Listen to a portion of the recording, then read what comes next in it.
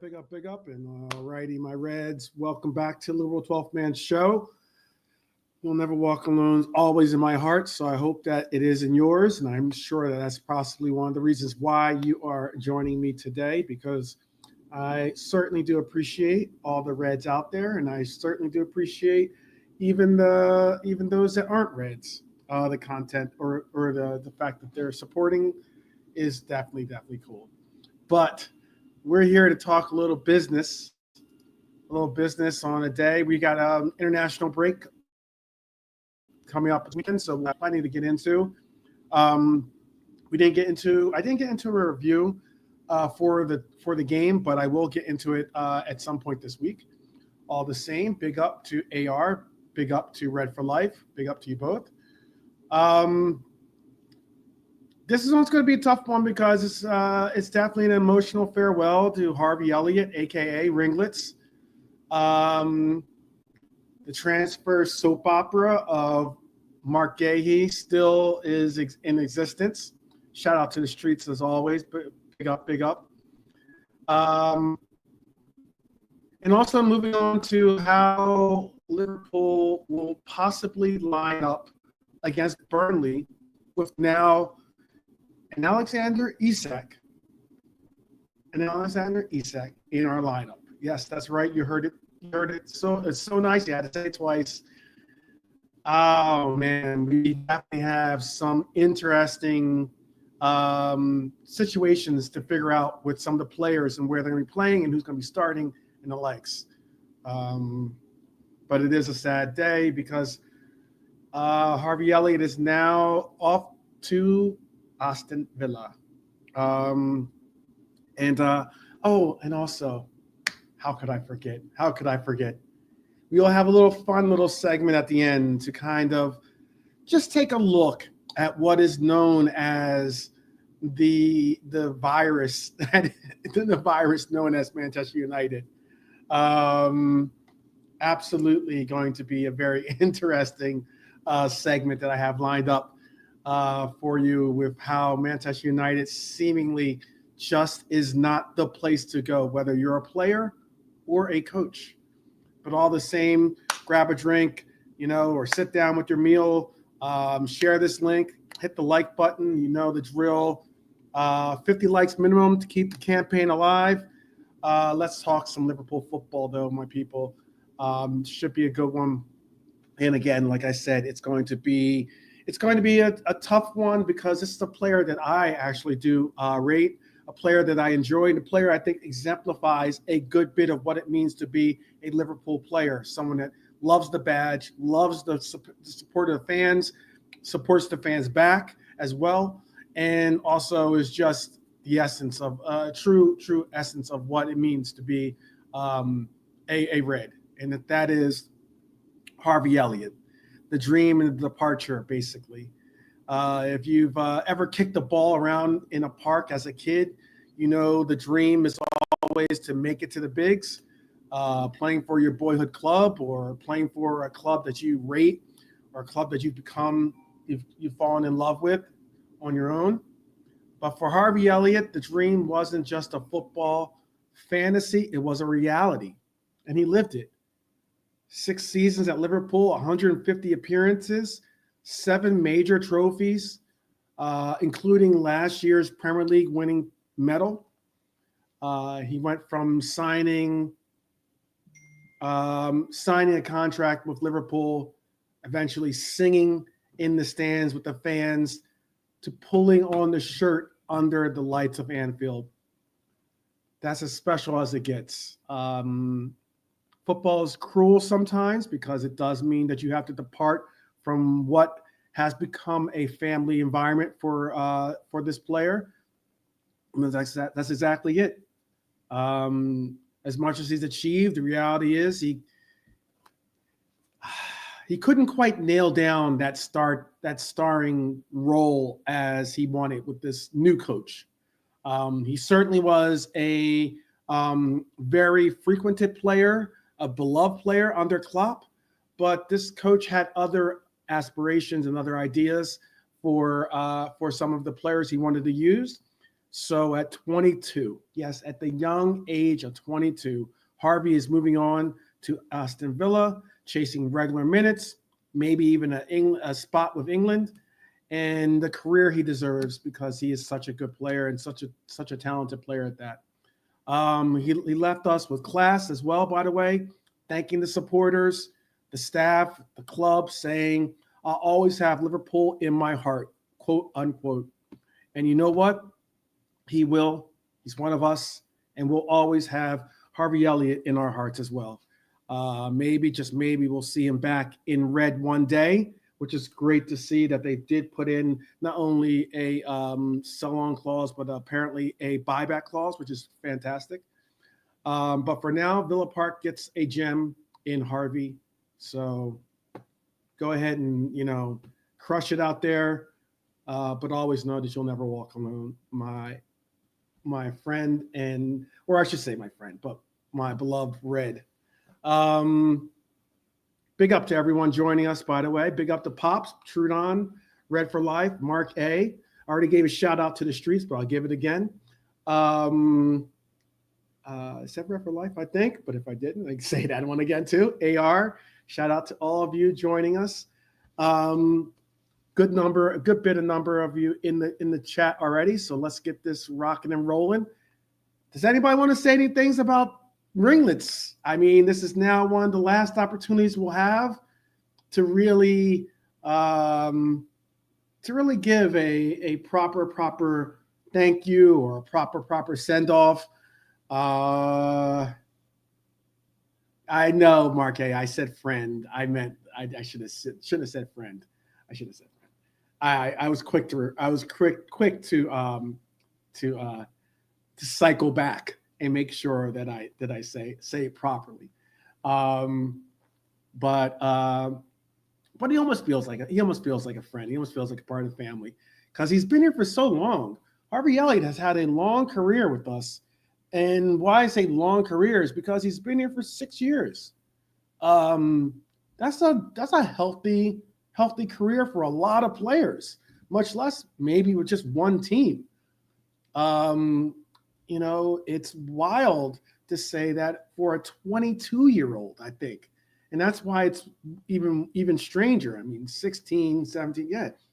He feels like a family member. He feels like a younger brother or something like that. It's like, and again, some of us can live vicariously through his endeavors and his, because all of us, or a majority of us, probably would have loved to have been able to do what Harvey Elliott did.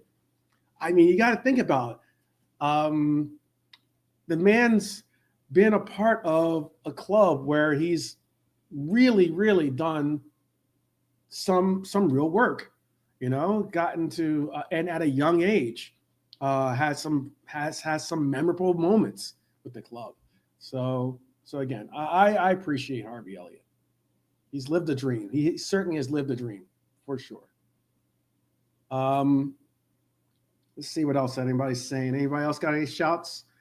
I will star your Redbird. We're going to talk a bit about, big up to you, by the way, but we're going to talk a good percentage, if not like half of this show is going to be dedicated to the Guehi thing, because I've done some real in-depth, digging into some of the articles and some of the news that's surrounding Guehi.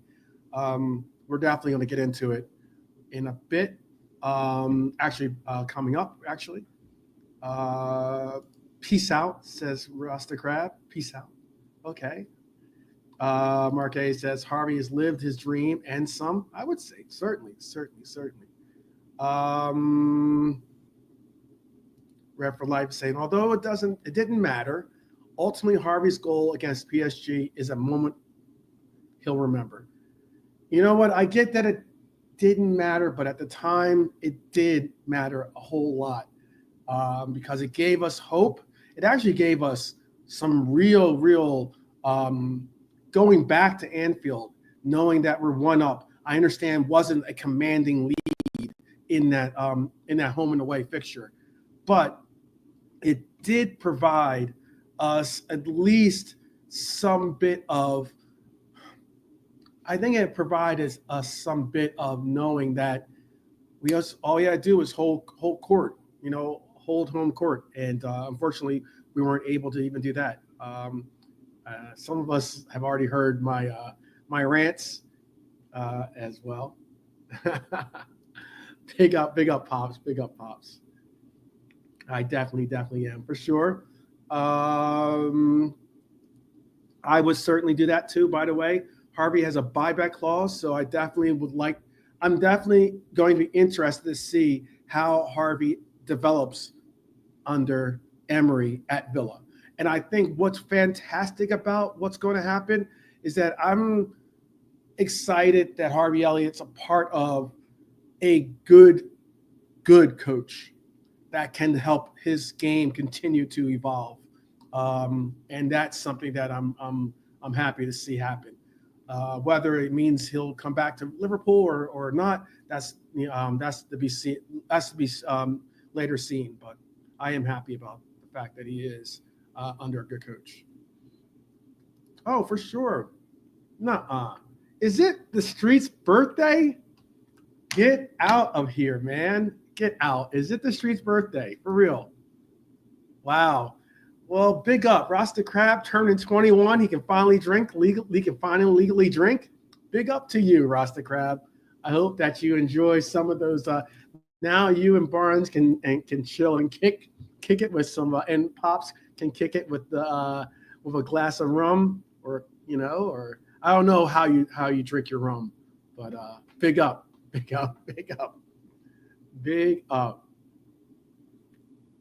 Man. If I had known, you wouldn't have had to ask, my brother. You wouldn't have had to ask. But big up to you. Big up to you. I wish I had something that was like cool for birthdays, actually. I don't think I have anything in my repertoire, but I will look. I'll see.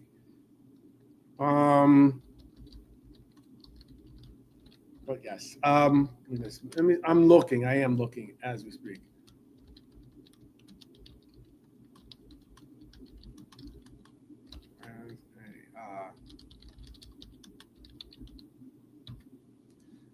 Let's see.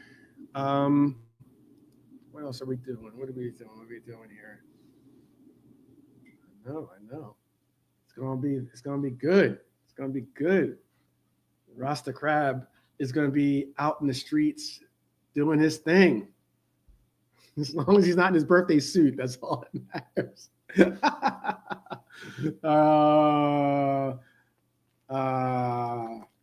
I just meant, like, how do you, like, some people like to drink their, maybe like to drink it neat or something like that, I guess, or maybe like to drink it on ice.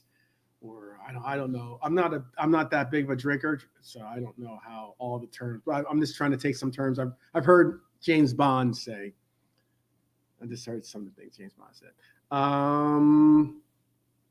Marc Guéhi is still trying to get over the ESAC news. Oh, I feel you on that too. By the way, I feel you on that. It will settle in. It will settle in. It certainly will. It certainly will. I'll tell you something that hasn't necessarily settled in, and that is our need for defense. Or defensive coverage, especially seeing when we saw Ibu go down with cramps. All of us, I'm certain, were thinking or hoping that it wasn't a serious injury. And it was difficult, even so, to even see him go down with what he ended up doing, which is, again, the cramps. However, let's talk about this transfer that almost was, by the way. I know, Rasta Crab. I got you. I know. It's her. That'll be her birthday gift. There you go.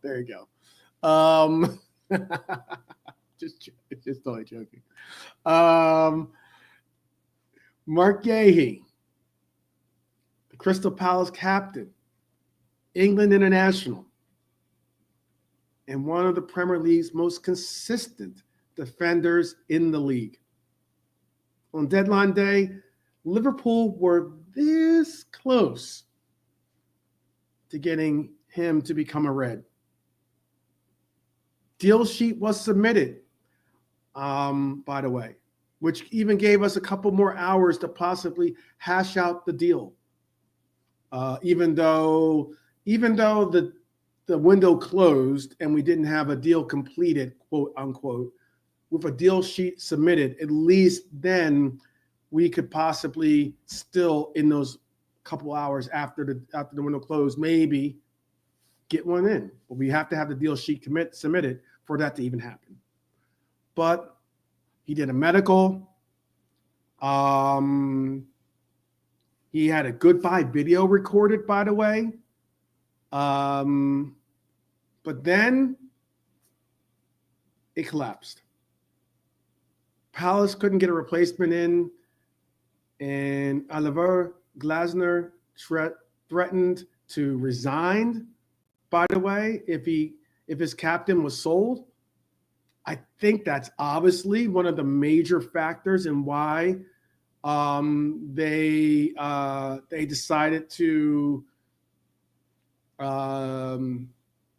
renege on going forward with the deal, because they couldn't get a player in that was suitable for them to be utilized in their back three. In the end, Liverpool's perfect window stopped possibly just short of being extraordinary. I don't know if that's, even without getting Guehi, I still think this window is an extraordinary window for us. We got possibly one of the best 10s, if not the best, one of the best 10s in Europe. We got one of the best strikers in Europe. We got one of the most promising left backs in Europe. We got one of the best right backs in Europe.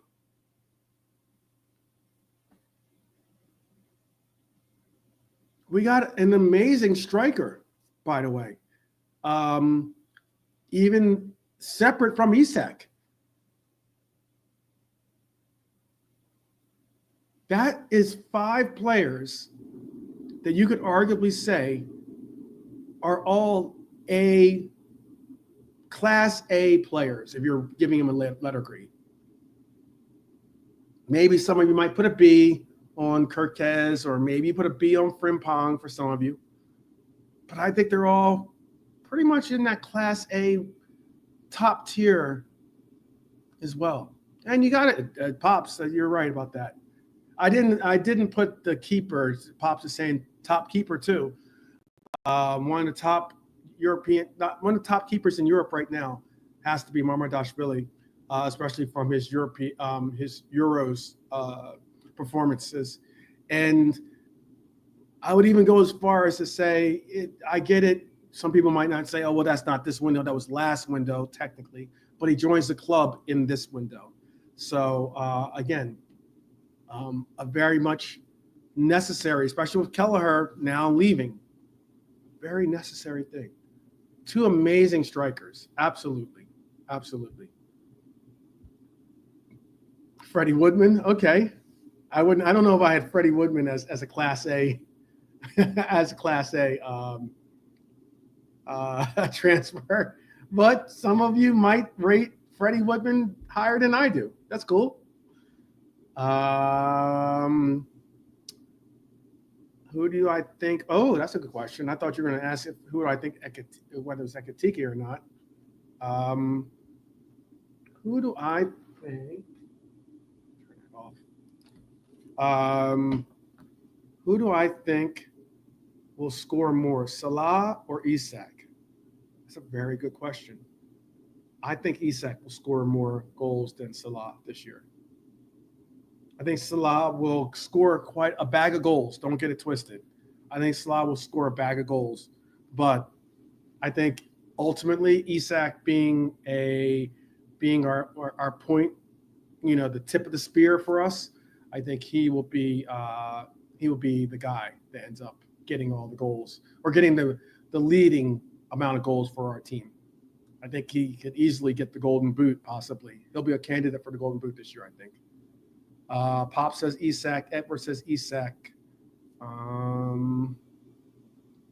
Every time Isak scores, the tears of rivals and anti-liberal pundits are going to taste sweet. Yes, they are. Yes, they are.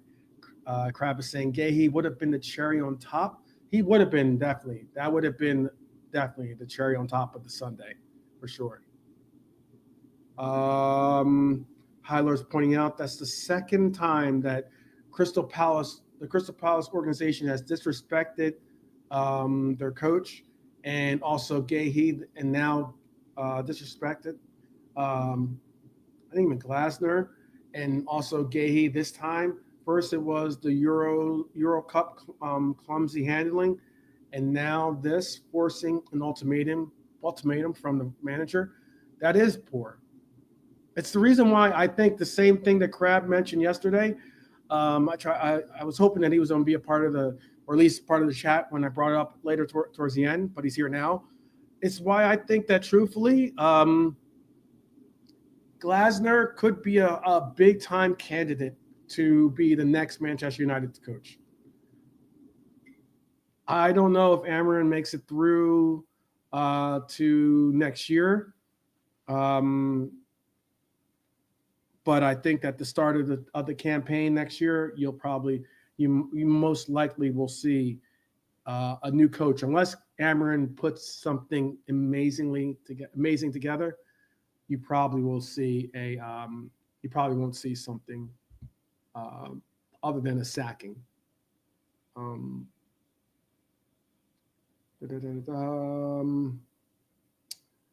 Ipswich Town's director of football, Gary Probert, will become the club's head of loan management for academy players. Okay. FSG are not messing about. No, they are not. Those, what's funny is that they still exist. By the way, I still see out there FSG out in a blue moon every once in a blue moon. I do see it lately, but it has subsided. A lot of the FSG outers have suddenly become a lot more quiet, and they have certainly gotten to the point where they are a small minority when it comes to those that are upset with the way that our team is being stewarded by FSG. I got you. Pops is saying, don't put that into the atmosphere. Oh, man, you wait and see. I have a funny segment at the end of this show that I definitely I'm if Glasner goes, I have a funny segment. I think that if he hears my segment, he'll probably think twice about going to Manchester United. Probably think twice. It has been a kind of crazy summer for us as far as expenditures and the likes. This was kind of wild. This was kind of a wild thing I saw just recently. And it's why, because there's those people out there that have been pointing out that Liverpool are buying the league. That's what's being said. They're buying the league. What's very interesting about that is we're not the biggest spenders. We're not the biggest spenders nor biggest sellers in this market or in this thing right now, in this summer transfer window.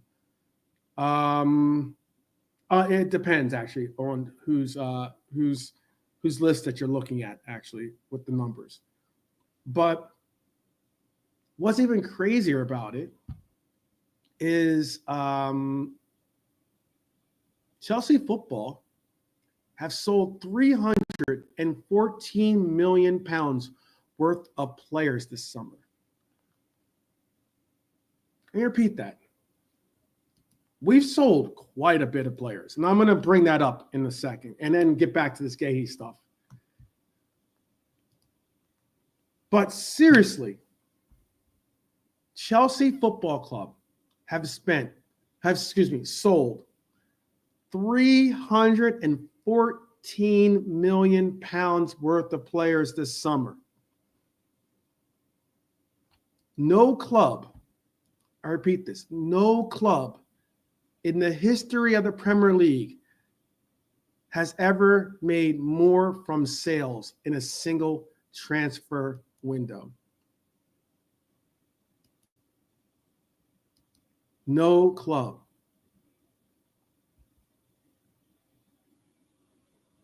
£314 million. Now, I'm not disputing the fact that we have sold quite a bit of players this summer transfer.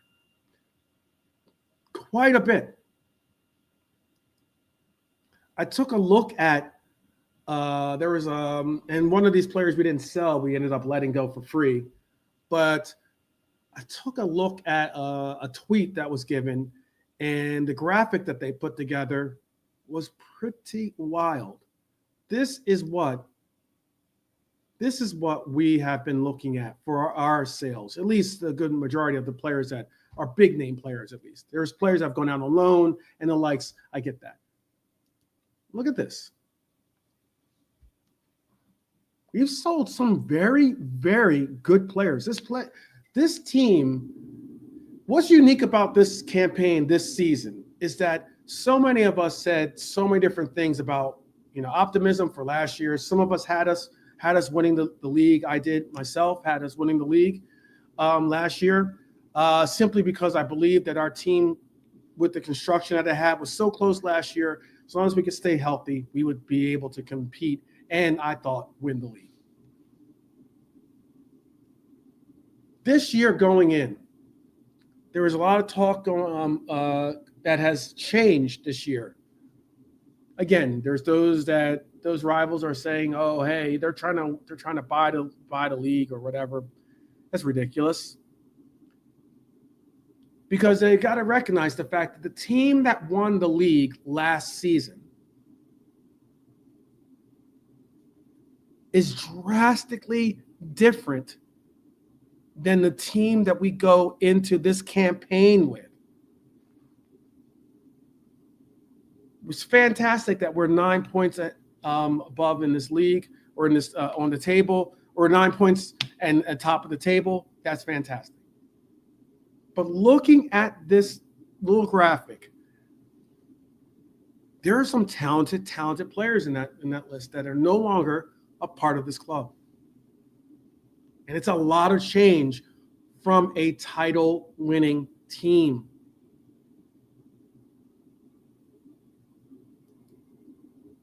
A lot of change. So much so that I would even go as far as to say,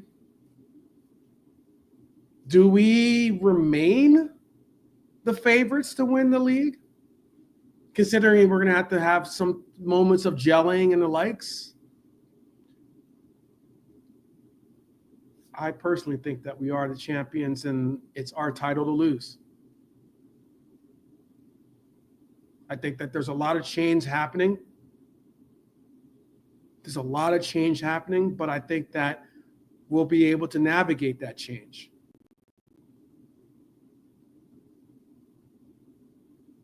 I see I'm not alone in that assumption.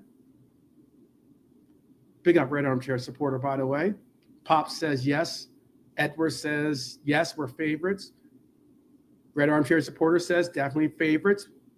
We're the champions.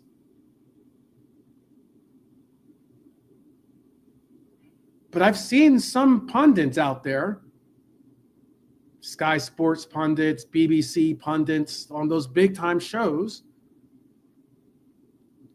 talk about the fact that they believe that, one, Arsenal had the best summer transfer window out of all the teams, and that their summer transfer window was so dynamically strong that they are now the favorites even above Liverpool.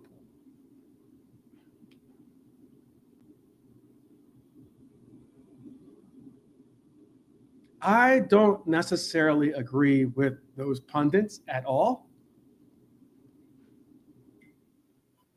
But it's very interesting to see. And some might still be in that Klopp's perspective of always being, we should be the underdogs. We don't have to take on the role of being favorites. Let's be the underdogs. Let's not put too lofty of expectations on ourselves. Let's go out there and play our game, surprise teams and the likes. I think that door to that reality is long, long gone.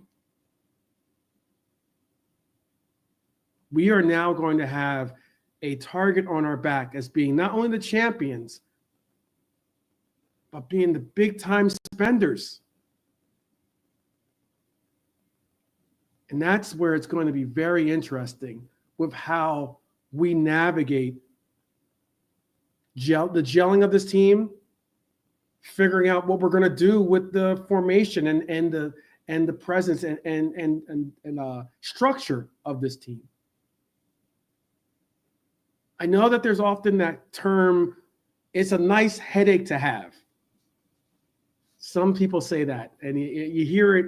I've heard it on ESPN FC. I've heard it on other channels. I heard it from countless. It's like one of those throwaway catchphrases where someone goes, oh, well, they've got this player and that player and this player and that player. Whoa, well, they all can't start. Well, it's a nice headache to have. I don't know if I necessarily want headaches, but it's one that we are certainly going to have to figure out. We're definitely going to have to figure it out because we definitely need to be optimistic still about this league in our defensive measures. Are you like myself, possibly, though, that is saying that I understand that we have a defensive need of coverage? I'm hoping for the best of Leone. I get it. Bonkers saying we only have one center back in Leone. Not exactly accurate. Bonkers. We have Leone, and we have obviously Gomez, who is a center half, and can be versatile enough to play right back or left back for us as well in a pinch if we necessarily need it. But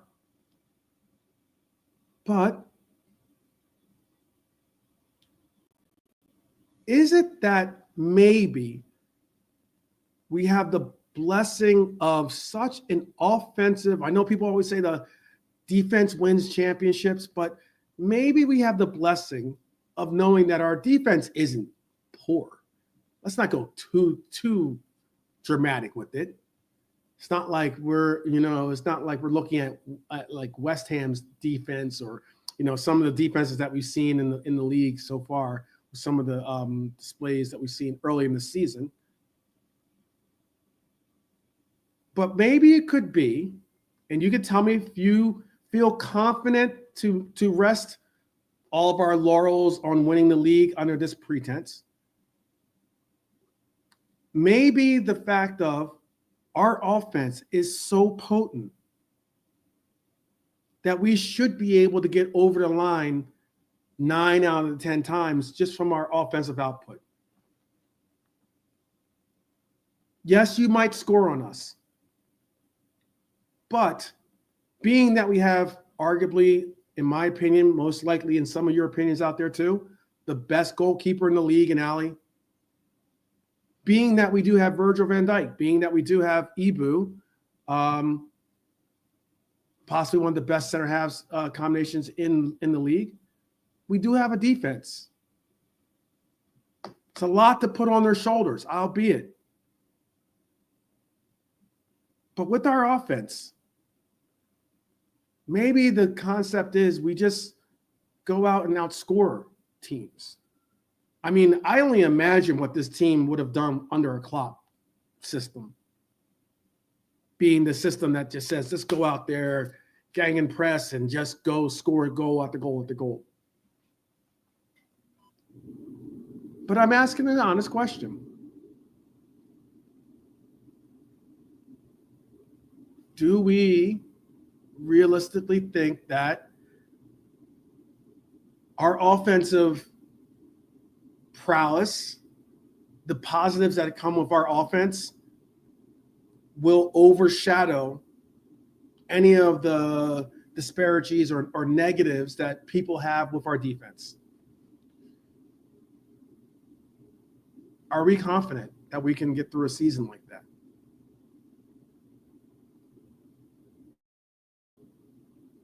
Let me see how you guys are saying it in the chat after that long little soliloquy by myself. I did state that, Hyler, about Guehi. I did state that. It's a lot change for a title-winning team. Yeah, it is. Imagine a professional organization like the Prem, like Crystal Palace. Such bad leadership exists. Okay, that's something else. I'll star that and come back to that. Let's see. That's about the thing. Make no mistake, Arsenal have also had their best transfer window ever. Very little differences between our teams on Sunday, and they had important injuries. No room for errors or big injuries. Certainly. We have the same amount of center halves as we had last season when we won the league. Red Armchair supporters pointing that out, and that is a very, very solid point. Solid point, because we did, by bringing in Leone, that basically replaced Kwanzaa. Gomez was always, our third, if not fourth tier center half choice behind, obviously, Ibu and BBD. I will agree with that. And then when it came down to measures of what we needed to do in a pinch, we would use either Gravenberg or we would use Endo in a pinch even.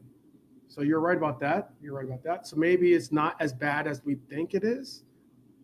We have a bit Hyler saying we are a bit fragile on both defense and midfield. An injury or two, and we might be in big trouble. Arsenal have a much better bench, and that counts. I'm going to star that, and I'm definitely going to recycle and come back to that comment. Hi, Lord. I think I'll have a little pushback for that one. I'd say Trudon says the advantage over Arsenal is that we have 4 bona fide X-factor players: Ali, BBD, Salah, and Isak. He doesn't think Arsenal do apart from a fit Saka. Very true.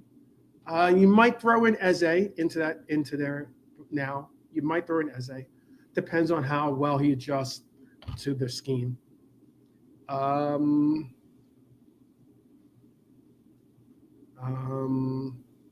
Let's see. Red Armchair supporter says he's very confident. We were good at the back end of last season, and we're again starting off. We're again at the weekend. Okay.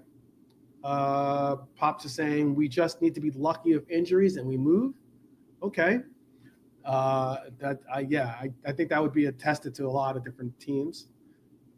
No team wants to get hit with the injury bug, but we definitely have to be prepared for if that does occur. Arsenal have a stronger bench in terms of numbers, yes, but quality, debatable. They have a lot of young players still. Dalman, Nari, Lewis Skelly, etc.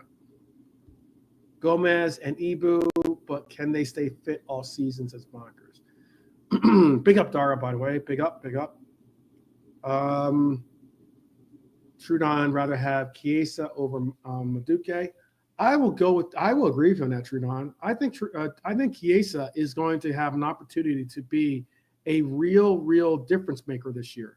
He could be like I think Chiesa could be our Elliott in essence of being that we need a burst of adrenaline. We need that game changer. It's going to go out there and just like really give it his all, style of player. And I think that Chiesa is a more developed player than Elliott is in his skill sets. Let's see. Okay. Oh, big up Carl. Carl Hill saying Kirk has had him in his pocket all game. Speaking on Maduke. Okay. All right. I do want to get back to this. Because I did star some of those, so I will come back in a bit. I'm going to possibly have a panel joining me too today, so we'll see. But let's see. Trudon says Chiesa was borderline world class at one point. The talent is there, just lacked the fitness before. I think you're spot on with that assessment, Trudon. I just think Chiesa just had to get not only the fitness back, but the confidence back in his fitness, at least, to be able to go out there, go aggressive into tackles or be able to chase down opponents, that kind of deal. I think that's all we needed to get out of Chiesa.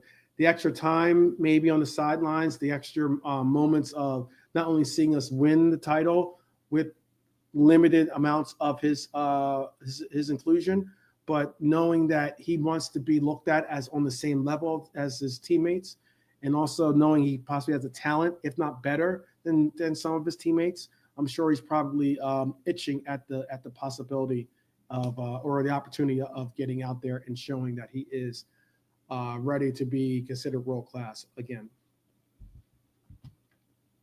I wanted to bring up though again, Guehi.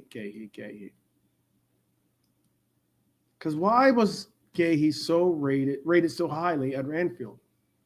And I think there's no mistake. Guehi wasn't just a squad filler. I think Richard Hughes and Arne Slot moved early because they knew he's top class. It's a top class player being sold who's going to have a discount associated with his transfer simply because he only has 1 year left in his deal. And he would have been competing, maybe not for Virgil van Dijk's spot, but as a successor to Virgil van Dijk, maybe. It certainly would have put some put some competition towards Ibu. I think he obviously would have definitely worked with Gomez and Leone, obviously, for a place. I think that we can all say that Leone is a prospect, not necessarily a guaranteed starter. Because, yes, it's the World Cup year, so it matters. And some might say leaving Palace, where he's guaranteed minutes, might have affected his ability to securely say he's going to be on that England squad because he's getting minutes. But with Konate's future uncertain, I think also with Gomez's fitness concerns, we all have them for him. We all want to see him be fit all year, obviously, but let's be honest, it is a concern. Guehi could have basically established himself not only as Virgil van Dijk's successor, but he could have been possibly a real power player for us. He could have really been a powerful essence for us. I'll ask this real quick before I get into the next segment on Guehi. How many of you, and this is all honesty, if we had gotten in Guehi, and let's say Ibu is fit, how many of you would have started Guehi over Ibu?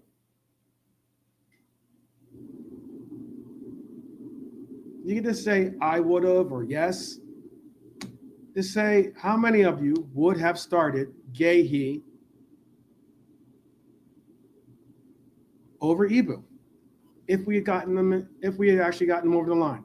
I understand it doesn't really matter. It's neither here nor there, some might say, because we don't have the player. But I'm just asking, in reality, because who knows, maybe in January, I'm going to speak about that in a second, but maybe in January we revisit this. And maybe those, if I can get a little read on how you guys are feeling, I can understand what would be the extent of interest in revisiting this in January and not waiting for the summer window of next year.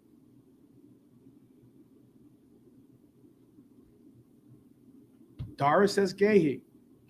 Pop says Ibu. Referee says he would start Guehi over Ibu once he got integrated.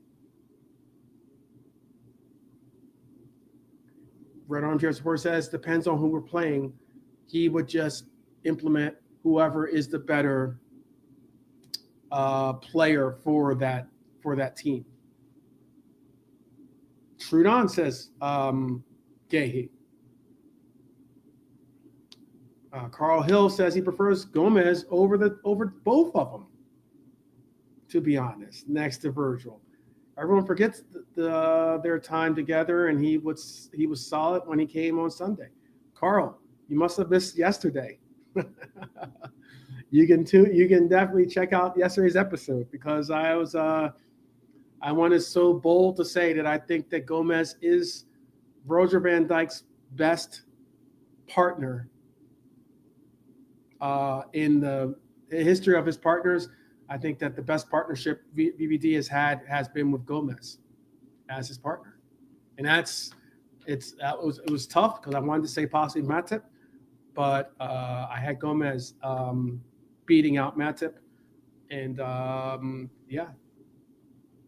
being the choice that I made. Let's see. Chiesa is better than. Oh, he's still talking about Chiesa. I agree, Bonkers. Could have been Ibu and Guehi next pair for 5 years if Ibu signs his contract. I think that's what a lot of us were foreseeing. I think a lot of us were foreseeing that. In what world is? Oh, you guys are still talking about Madueke and Chiesa.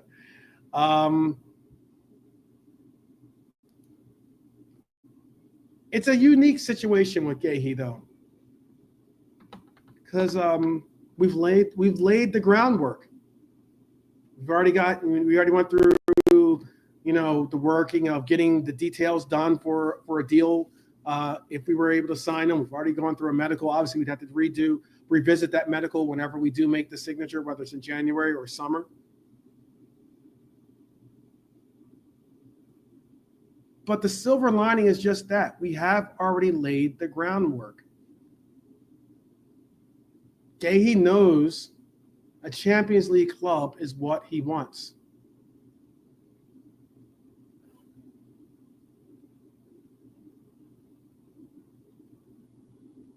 He wants to go and play in Europe.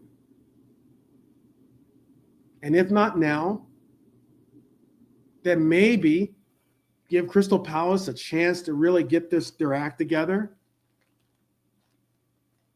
Maybe we go back in January, because now Crystal Palace hopefully can get their act together. They'll have coverage for their center half that they're looking to get in. And it's not easy, but deals can be done in January. Or is it more so we wait until summer and get them on a free? Here's the business angle. Konate was valued at, I have to do let me do the math real quick. Let me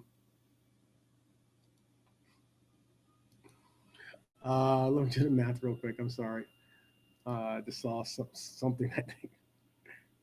Something just come up.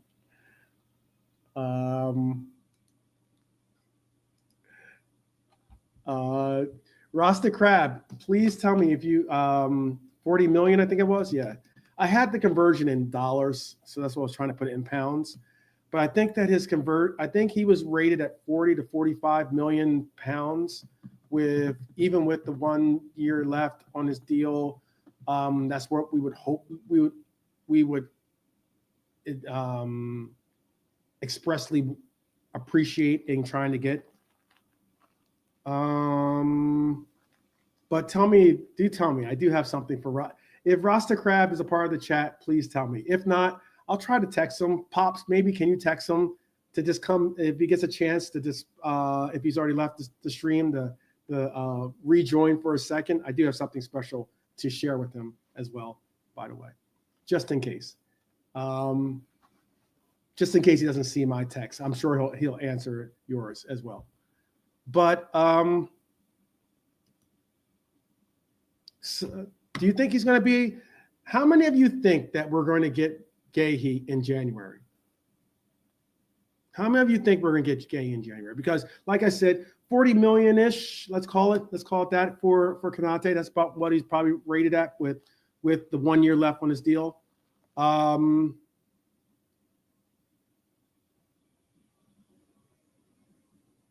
If that means we go in, January comes up,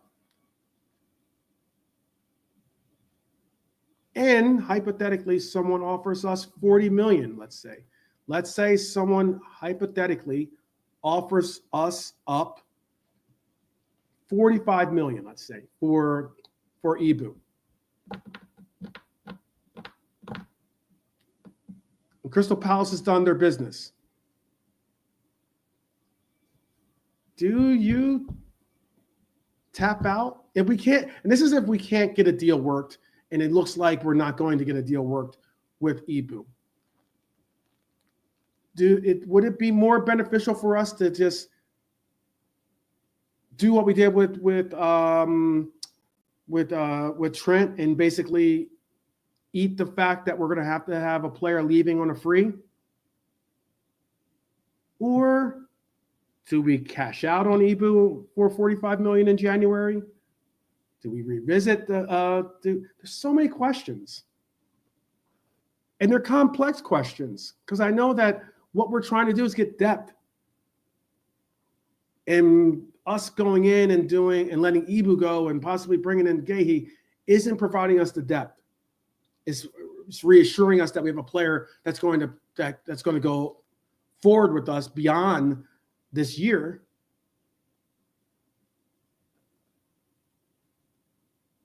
But what happens? What are the moves that you would make and be comfortable making? Or what are the moves that you would be comfortable seeing be made if you don't want to step into the sporting director role? Because that's a question. It's an honest question.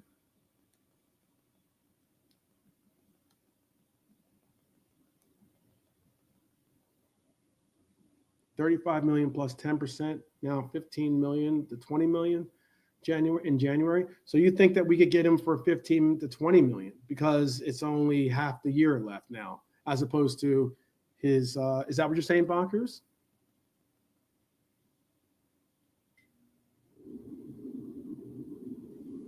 Hyler is saying he's pretty sure that the agent and every advisor for Guehi will tell Guehi to wait until summer. As a free agent, he'll be in a position to gain much more, especially after a year in the Conference League. It's a possibility. Adam is saying he'd get Guehi in January. Also, we maybe need another forward on the left side. Okay.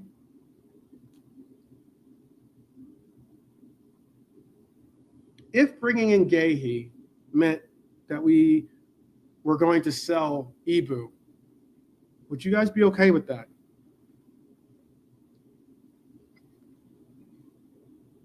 Or would you rather Ibu leave on a free? We're going for Guehi. Ibu leaves on a free, but at least we have Guehi as our center half of the future. And then once that happens, how do you play that out?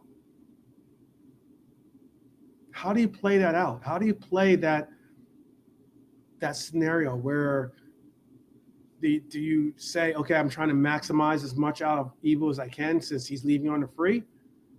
Or do you prepare yourself for the transition and begin starting Guehi over Ibu?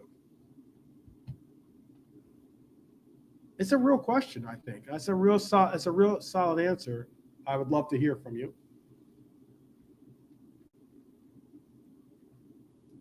Real solid answer. I'd love to hear.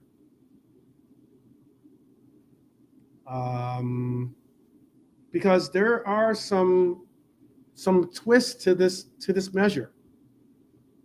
Now, we all know that the groundwork's been laid. That's fantastic. But now, especially when January 1st hits, there will be competition for his signature. Because that's a real complication that I think is possible. Guehi will be allowed to talk to foreign clubs. And you know who's waiting out there for him? Do you know who's waiting for him? Obviously, Real Madrid. I know that was an easy answer. But even Barcelona is waiting for the player, for the opportunity to speak to the player.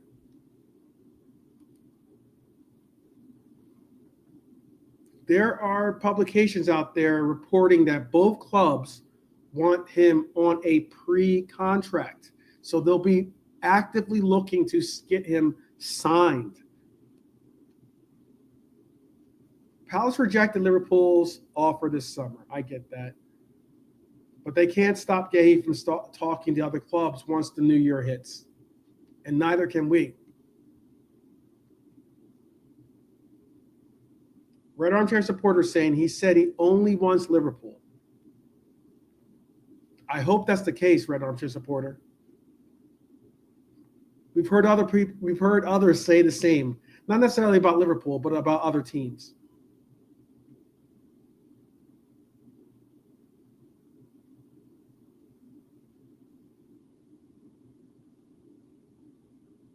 Red Armchair supporter says Barca couldn't sign their name. There are some. What should we do if depth is a concern for you guys out there, guys and gals? If depth is a concern out there for you, is there a name out there that we should go for that's possibly a free agent? There's a unique name out there that I saw that depending on how he's rehabbed from his injury, would be an interesting signature for us. And trust me, I would love to see Ibu's contract be extended. That should be priority one for us. I agree with that completely, Pops.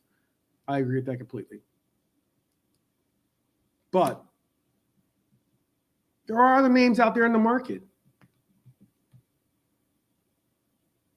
And a few notable names that I've saw floating around,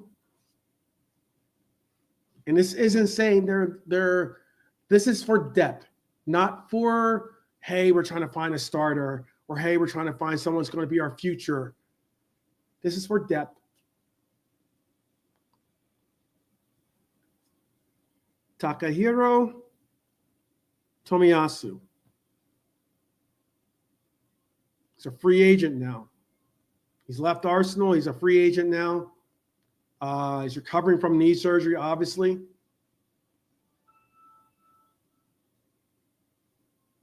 Another name that might be on the radars for some, maybe a Kurt Zuma, who has left West Ham on a free. They're not glamorous names. I'm not saying they're glamorous names at all. I'm not expecting for you to be like, oh, wow, I didn't know he was a free agent. We need to snatch him up real quick. But depth is what you're talking about, right? We have Leone as a player, as a future player. We could go to routes of trying to promote from within. That would be catastrophic. I got you. But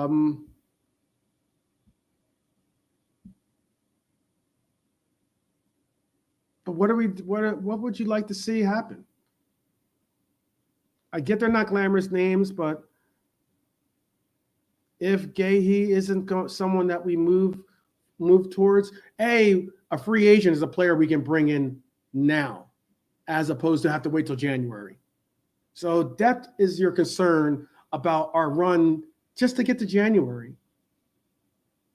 Then we have to obviously look at the free agent market. But if it's not, and maybe you're under the same camp as I am at this moment, at least, is that our defense is good enough to hold down fort, especially when we have an offense that looks like a rocket ship ready to launch.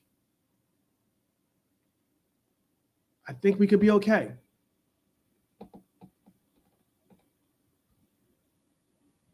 Because who knows what happens. Maybe Crystal Palace continue to advance in the Conference League. Conference League's not over by January. That means that if the Conference League's not over by January, we all know Glasner wasn't bluffing.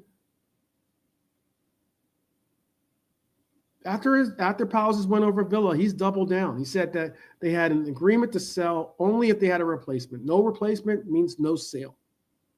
He insisted that Guehi loves the club, which we all know he does, and he's playing every match as a professional. Fair play to Guehi, by the way. It's the kind of player that you want to be associated with your club. But he's knuckled down, even scored against Villa. That professionalism is why top clubs want him. It's why I mentioned why I mentioned Madrid, Real Madrid, why I mentioned Barcelona. Spurs even want him, reportedly. I don't think that's going to be a possibility, but some of you might laugh when I said Spurs and I said top clubs. They're the Europa champions. Respect due.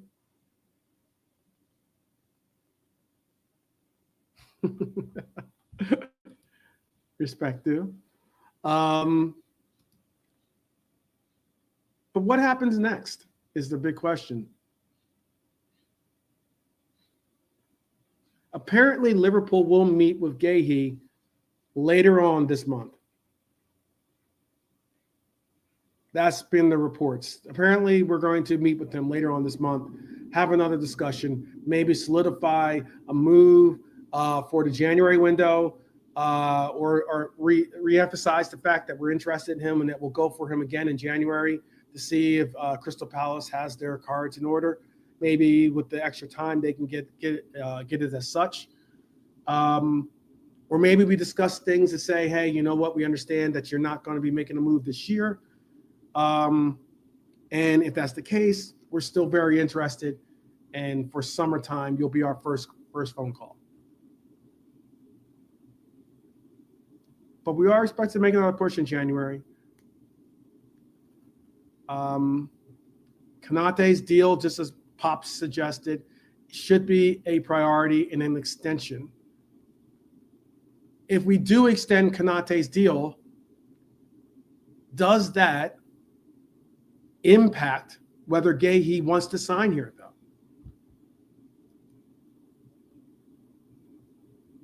That's a real question. I'm not just throwing things up. Does it impact it? Pop says no. Okay. Adam says get him on a free transfer with 30% clause to Palace. Adam says no. Okay.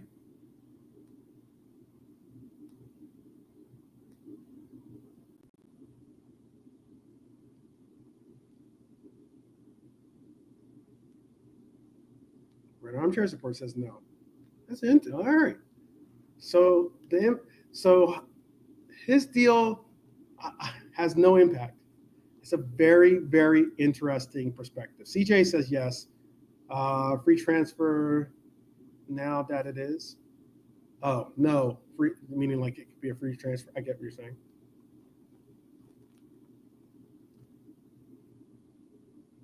Okay.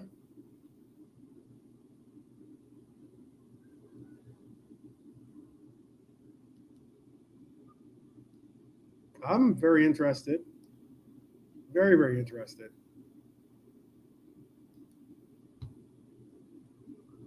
as to if it does. Because giving a Ibu a contract, let's say we give him a, I don't know, 4-year extension or a 3-year extension, 4 years, say like that.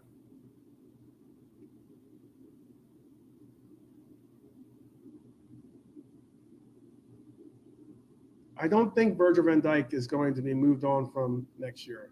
He'll see out another year.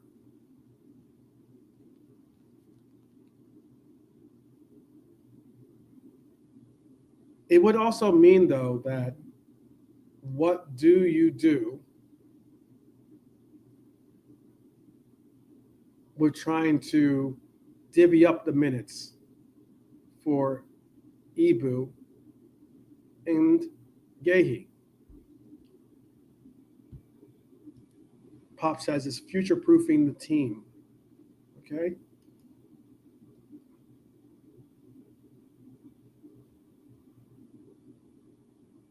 So at least 2 center halves and at least a left back next season. Red Armchair supporter says Hughes will sort it out. Hey, I'll tell you who has to sort it out. Really, is going to have to be Arnie. Arnie's going to have to do some serious soul searching to figure out how he's going to keep these players happy with the minutes that they're going to be getting.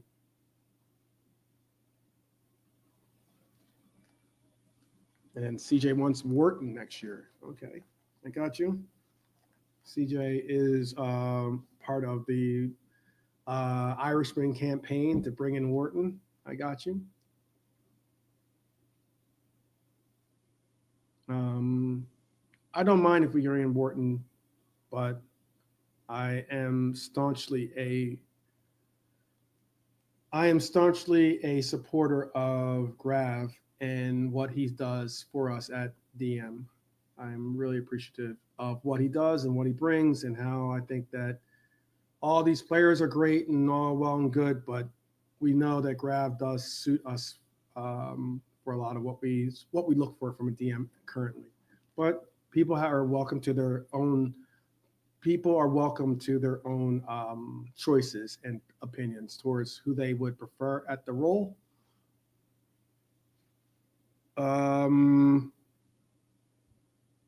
let's see. I'm still looking at some of your comments. Okay. Adam saying he sees another big window next summer.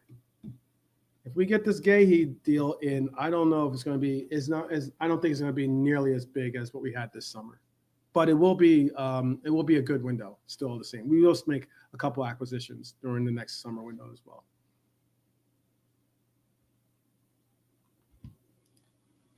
We will definitely do it.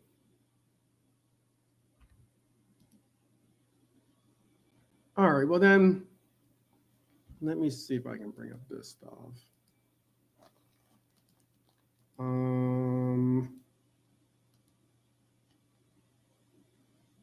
oh, I was hoping that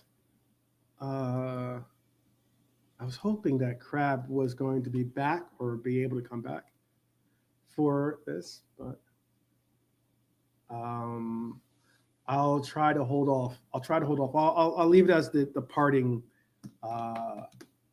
gift at the end of the show for Crab, in case he can at least, that way he can at least know where he can check out the birthday shout. Let's get down to this. I don't have the page open. Sometimes it it ends up eating a lot of my space or my RAM. But let me see if I can do it.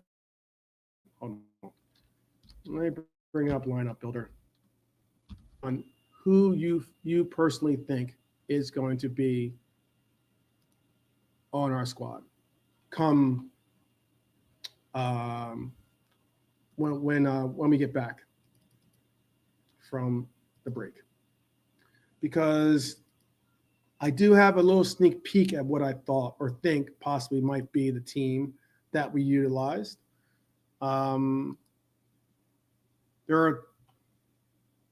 These are the type of games you simply have to win. Obviously, it's a game where a lot of teams coming back off of international break is one of the most important times to stay with momentum. Start with the right footing to go forward with, because sometimes players are a little off, or maybe they're not in sync with their teammates and the likes. But we have no excuses. Burnley is Burnley, and we should beat them. I understand it's at Burnley, but all the same. I think we should still. Turf Moor is not an easy place to play, but I still think that we should go there and be able to handle them with the squad that we're going to be bringing. And we can. I'll make the squad as we make it together. Make sure our kits are the right color, though.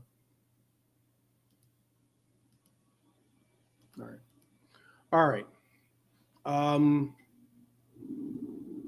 pull up this. All right. So in goal, I'll pull this up full screen.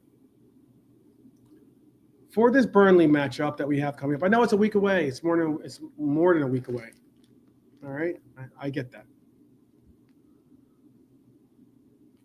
But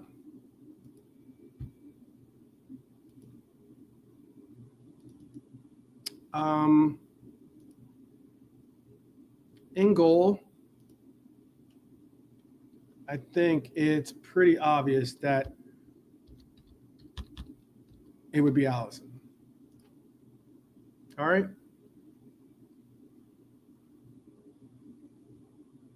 Big question mark is going to be once we get to that right back section. So I'm going to start with the left back section first.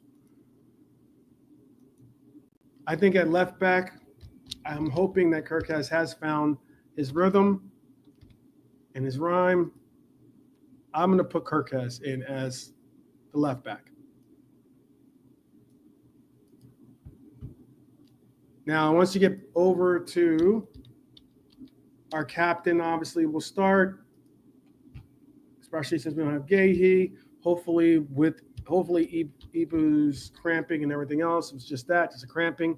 I know that sometimes, even though it's cramping, they still like to do the deep scans for them just in case to make sure. But let's just hope and pray that it ends up being okay and Kanate can start. I'm going to ask you this real quick. I'm going to bring myself back into screen real quick here too. Who do you have at right back? It'll be an extra week of being able to get Bradley back into form.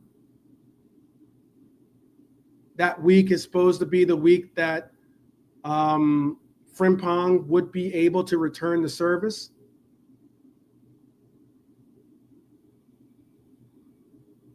And it's not like we're playing, again, it's not like we're playing Manchester City or Newcastle, or so, it's not like we're playing some like top notch. They're going to go all out, and they're going to so much speed and so much depth and so much class across the pitch to go up against us. It's a Premier League game. I'm not trying to downsize that at all. But I'm trying to see what you guys are saying. I have a choice because of I have my own choice of what I would do as well, but I'm gonna see what your guys are saying. Bradley right back says bonkers. Carl Hill says Bradley in. Pop says Frimpong or Bradley or Bradders, but Bradley. At least 55 minutes for him to get him going.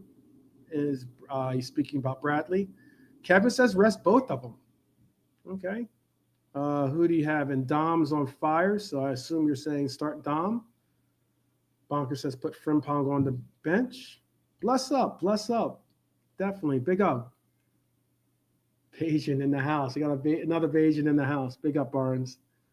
I'm hoping that if Crab, if you do come back, just say what's up.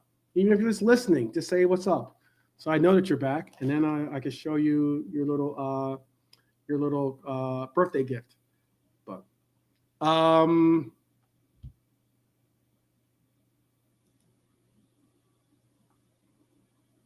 I think that we should put Bradley in there, but as we are in a pinch, and as I don't think we are going to let me make sure I put this in the right lineup. Let me do this.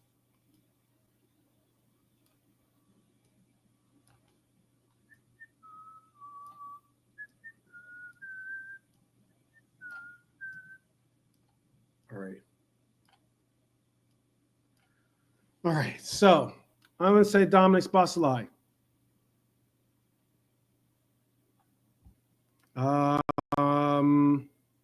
It is difficult to pick an 11 nowadays. It is. It definitely is. All right, let's get back to this. So let's put Dom in for right now as that right. In the middle. Who do you go with in the middle? In that pivot. Now, I'm going to say one of the obvious selections. It's neither here nor there if he's right or left right now. I'm just putting him as a pivot.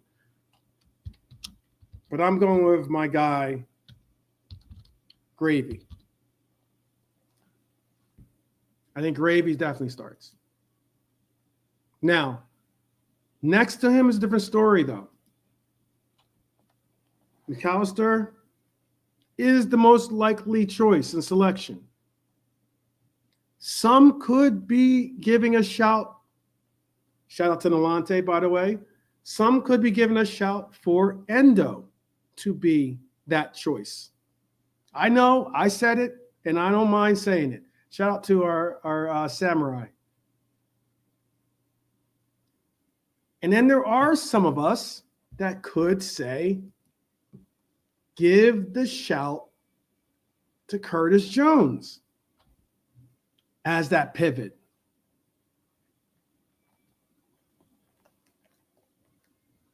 What are we going with? Let me see what you guys are saying. Bonker says Grab and Macca. Pops is saying Grab and Dom in the pivot. That's because also Pops had either Bradley or I think he had Bradley or Frimpong.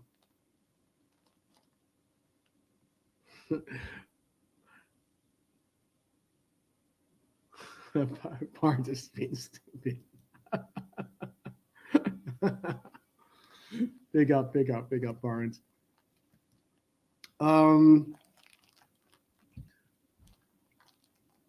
What else could we see?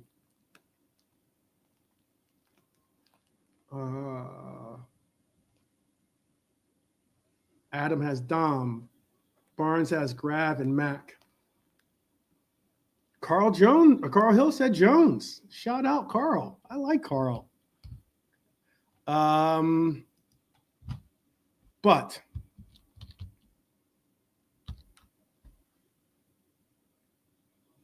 let's put his real name.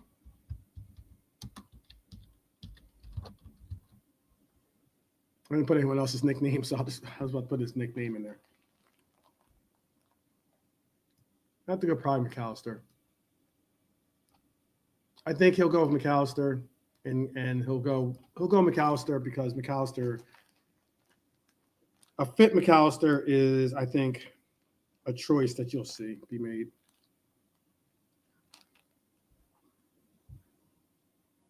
Obviously, at the 10, you're going to have Wirtz. I'll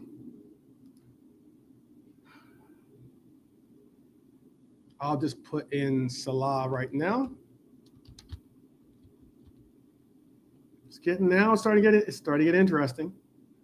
I think Cody starts. I think Cody still would start.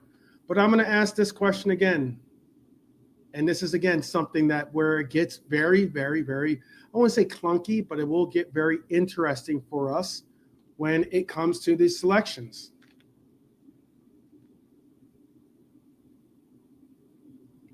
Would you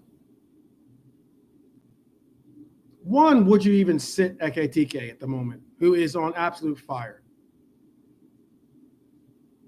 2, if you're not going to sit Ekitike, do you start him at the 9?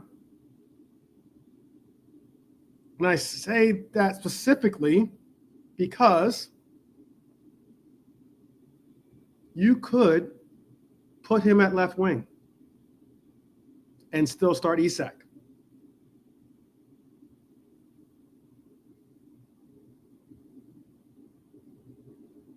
Pop says he'll start Isak off the bench. This is a Burnley lineup, by the way. This is a Burnley lineup.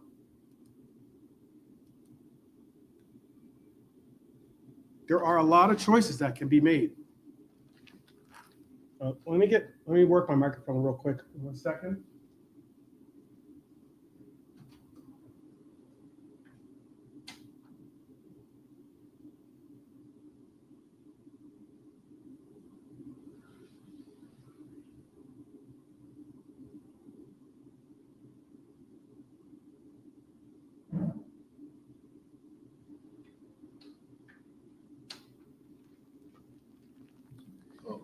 Okay, I'm back. Isak won't start, not match ready. Okay. Yes, Isak comes on as a sub for a few games. All right. Let's say if it's not broke, don't fix it. Ekitike to start and score. Okay. All right.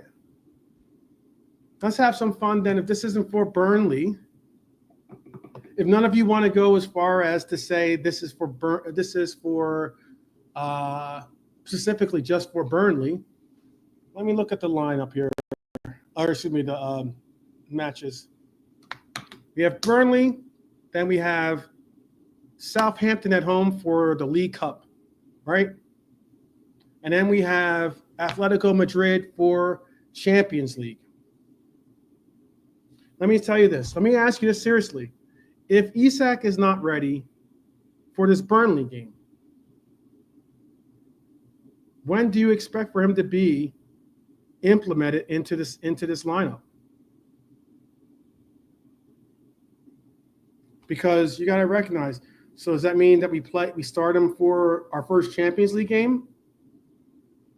Does that mean maybe we start him for our first League Cup game? And eat into minutes of other players that are those fringe players or players that the League Cup is the competition that they're supposed to get their starts in. If we don't start him for Burnley, which I'm not saying we won't or we will, but I'm just saying if we don't, and we go by the suggestion of a lot of people here, it would mean, and let's say we don't start him for the League Cup, we don't start him for the Champions League, and we don't start him for the Burnley game, it will mean that we won't see him for a month as a starter.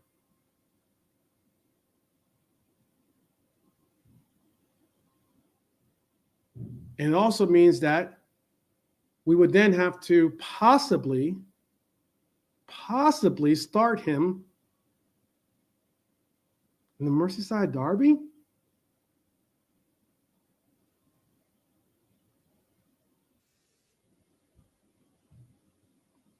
That could be a lot to ask. It'd be a lot to ask. I'm not saying we have to rush Isak, Pops. That's not. I'm not trying to insinuate it. I know you're not either. But Barnes is saying he needs a preseason. Games like Burnley, games like Southampton could be his preseason. That's what I'm trying to get across. Because further on, what part of the preseason is he going to get if he's got to go up against Atletico Madrid? What kind of preseason is he going to get if he's got to like his first real start, it's going to be against Everton.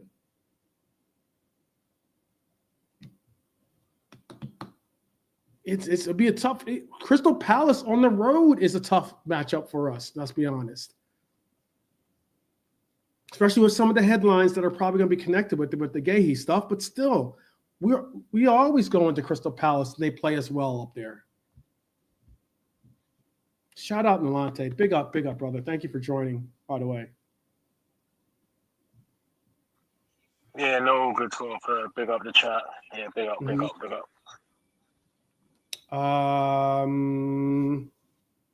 Pops doesn't think that Crystal Palace plays us well at home, at their home, by the way, not at Anfield, but at Selhurst Park. They play us. I think they play us pretty well up there.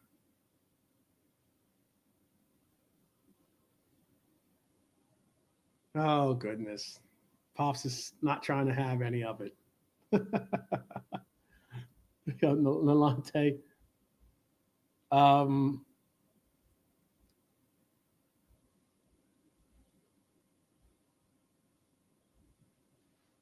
Yeah. We've had a lot of we've definitely done well at Selhurst, but there's only been one game really that we absolutely routed them in. As of late at Selhurst Park, we've won 1-0, we won 2-1, and we had a 0-0 draw. That's what I'm trying to get across that lately. Selhurst Park has been not necessarily easy settings for us. That's my point. And especially with the new coach or with their new coach involved, he's a very talented coach. He's good. He gets them prepared for us. Gets them prepared for a lot of teams. But Nalante, we're looking at this and we're thinking of like, when does Isak get basically put in? Originally, I was trying to put in like a Liverpool versus Burnley preview or sneak peek of a predicted 11. I do have my predicted 11 of being Cody on the left. Let me put that in there. Hackbo on the left. And this is what the chat, at least, primarily wants as well, which is to have Ekitike, I guess, start at because he's not ready. These numbers don't constitute what the player's kit's number is, obviously. But it's going to be interesting. Where do you find the minutes to get this Isak properly acclimated to not only Premier League football, but to Liverpool football? Do you have an answer for that, Nalante? Oh, maybe not. Maybe so. Yeah. Sorry, still there. This is to do with Lisa in terms of when he should start. Yeah. Yeah. When and how do you get this guy acclimated now? That's the biggest question. So I mean, let me give some clarity or context, and this is coming from the chat. This isn't from me. It's from the chat. I'm going to go back. There's a lot of people that have put in a lot of different things. Isak, Pops say Isak starting the League Cup won't stop Chiesa and Rio from getting their runs. I get that much. I definitely get that much. It might stop other players from getting quality minutes, but who knows? Chiesa could start out on the left, and then you could have Rio. Chiesa could start in the middle. Rio could then start on the left, maybe, in that game. Who knows? But Barnes is saying Isak, remember, had no preseason. Kevin's saying our head of opposition tactics, John French, left us for City, and we're 9 out of 9. You're 3 out of 9. yeah, that's good. Marc Guéhi says Isak will make his, I guess, I'm assuming this might be debut, coming off the bench versus Everton. Isak starting the League Cup. Already read that one out. Marc Guéhi says we don't need to rush Isak. We have Hugo. Pop said the same thing. Kevin says start him Champions League. I'm emphasizing the same thing. Barnes is emphasizing too, is that he needs a preseason. He hasn't had a preseason, so you got to figure out games that you could constitute as almost being a Burnley is a glorified preseason game almost, in essence. I get it's at Turf Moor. I know it's not easy. No game on the road in the Premier League is easy. None. But it's going to be difficult to find some fixtures that are going to be capable of giving us a run of competition that's not necessarily at our standard or level. Adam says Isak 15 minutes versus Burnley, 65th minute versus Everton, plays 60 minutes versus Southampton, and then his first full game will come against Chelsea. Let me see when that is. His first full game would be what, October 4th, you're saying? Wow. Okay. Kevin says, let him chill. His mind is not right now. Red for Life is saying he was thinking October at the earliest.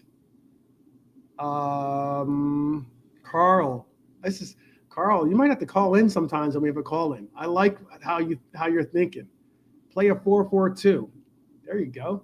I got an episode coming up that's going to say something similar. What else have we here? Burnley, he'll get 15 to 20 minutes. Adam says 25 minutes versus Everton. 20 minutes versus Burnley for Isak.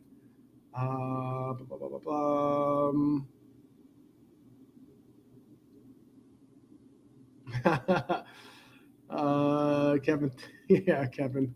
I wish I had Aston Martin sitting in the parking lot right now. Yeah, I would be doing the show from the Aston Martin. Give me the penny, give me the keys. Call me Rick Ross.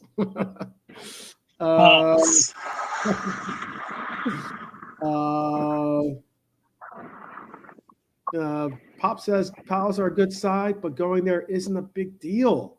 Pops, come on, bro. I value what you have to say always, but I don't agree with that. I think Palace is a talent. They've already had major upsets already. Too. Yeah, he's talking about the wins. I think that's what Pops means. We won the last, 5 or 6, but it's always a close game. It's always a tight game. Actually, our record is over the last 3 games we're 2 wins and 1 draw, and each one of those wins, with Palace, they've been 1-goal wins or something like that. We won one of the games. We won 1-0. The last game we won was 1-0. I think that was actually the game where Ringlet scored, I think, the winner. And then we've won I think 2-1. I think it was a red card involved in that game. I think that's the one that had. I think that was the one. I'd have to remember which one. But we won, I think 2-1. I think in that game, and then the game before that was a 0-0 draw. And these are the games I'm meaning at Palace, not necessarily at Anfield. Imagine if Guehi scores. I don't want to imagine that. We will pack Palace because they pissed us off. I hope so. With you on that one, Barnes. Crab is back. Big up. Let me do a quick before we get, let it all simmer, and I want to get an answer from Nalante. I want to get let that simmer. I want to get Nalante's answer, and then I have something for Crab, just in case he has to sneak away again. When do you think we're going to get him off when do you think will be Isak's first start? I agree with some of the people in the chat. Big up Pops yourself, you done your Crab. You little sneaky ass class. I'm joking, Crab. I think, to be honest, he's going to take him a month. So I don't expect him. Yeah, like I think Marc Guéhi said October, start of October. Like Pops says, I agree. There's no need to rush him. Mm-hmm. There really is no need. Let him get his minutes. Little League Cup. Let Hugo play in the League Cup and all that, because when Isak's ready, Hugo's going to be on the bench. So yeah, just give him a month. That's what I say. October. Okay. October. Wow. Crab thinks he's going to start after the Burnley game, in his opinion. Okay. Well, speaking of Crab, let me give a shout. We all know it's Crab's birthday, so I wanted to make sure. Oh yeah. Put this. Oh, what's There this? you go. Big up Wrestle Crab, man. Big up Wrestle Crab. Your 80th birthday. Happy 80th, Wrestle Crab. 80th birthday. Happy 80th. Happy 80. It's his 21st birthday, man. He's able to drink. He's able to go out and get crazy. Listen, Wrestle Crab's been going out since 1965. There you go. All right. Let me make sure I got that in there for you. Proper birthday. Big up to. Happy birthday, Wrestle Crab. Happy birthday.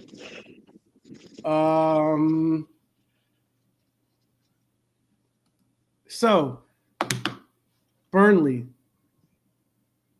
Ekitike starts. I'd take it. Cody starts. Salah starts. Bert starts. Gravenberch starts. McAllister starts. Let me share this tab with you. Hold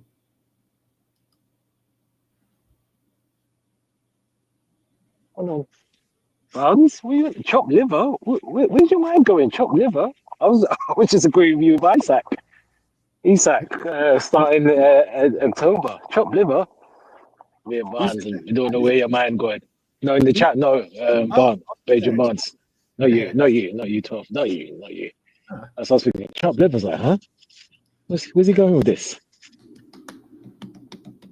I mean, this is what the possible team could be. Hopefully, that's enough for you to see. But Salah, Ekitike, Cody, Verts in the 10, McAllister, Gravenberch in the pivot, Dom at right back. Are you sold with Dom being our right back temporarily, at least for one more game? No, I'm not. I personally think that you start Bradley. Yeah, he's ready to start. I mean, again, you could pay Joe on the right. As good as Dom has done, I just don't want to see the Everton derby just him playing right back, because at some point he's gonna have us. He's gonna get taken care of, and then when he does, I think people are gonna be like, oh. And plus, I'm tired of, and I don't want to hear this freaking month's agenda of like, oh, Dominic right back, oh, what a great idea, and I like he's know. done well. I'm He's, so with he's, you on that I'm over that. because Oh, the genius. say Oh right back. God, He give didn't me a say break. oh, he should play right back simply because he's a talent and he's a talented player. Because he's talked so much dirt and trash on Dominic Szoboszlai that it's not even funny. It's not even funny how much dirt and trash he has talked on Dominic Szoboszlai, as if Dominic Szoboszlai is a is a bin player or something like that. And now that he wanted to throw him all the way back at right back, simply only reason why he was saying that is because because he runs so much, he should be at right back. And I'm like, Yeah. what are you talking about? Just because a player runs a lot, he should play the fullback position. You're saying? Come on, let's have some serious conversation, some serious breakdown But listen, look, about I having understand fun. what people. Yeah, it's like I'm not having it. I'm sorry, but I mean, let me. I don't want to get on him anyway in his takes. But anyway, I mean, I guess everyone was to jump on the Domo bandwagon because he had a good game against Arsenal. Fair play, I get it, But listen, I want solidity. Look, Bradley's fit. Gomez can play if needs be, and I'm not going to hear anyone moaning about that. And then the middle, I would say Mac. He was awful. I'll put Mac on the bench for the Everton game. I'm not gonna lie. I would bench him. Cool. Yeah, Yeah. yeah, yeah. So I wait, would hold on. bench Are him. you starting Curtis Jones then? Yeah, it's got to be. Yeah, I'll obviously play Bradley, Gomez, or yeah, Curtis Jones or Sober. Or do you Because yeah, start maybe? Do you put Curtis Jones there, and then if you're gonna have, let's say, you put Bradley in as your right back, right? Do you then yeah, yeah, say McAllister until he's properly fit? Because I think that the hamstring has affected him somewhat, or I mean, excuse me, the yeah, groin injury has affected him. yeah. He's not 100%. You're right. So he is 100%. not 100%, and Yeah. he wasn't great. He's awful. You got to keep it 100. Do you go with this then? I could live with this lineup right here. Hmm. I'm gonna keep it 100. I could live with this lineup right here.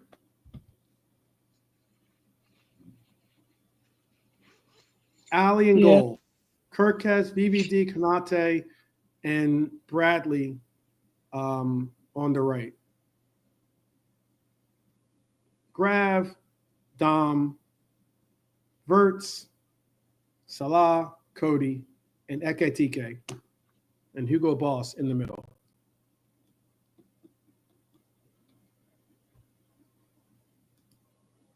They're scrappers. Burnley is definitely scrappers. They're going to go out there. They're going to play. They're going to be physical. They're going to try to play as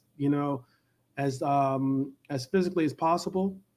They'll sit deep. Maybe even I don't know if they're going to park the bus or not, but they'll definitely sit deep. They'll try to frustrate us. Obviously, the key is creativity and having patience and width.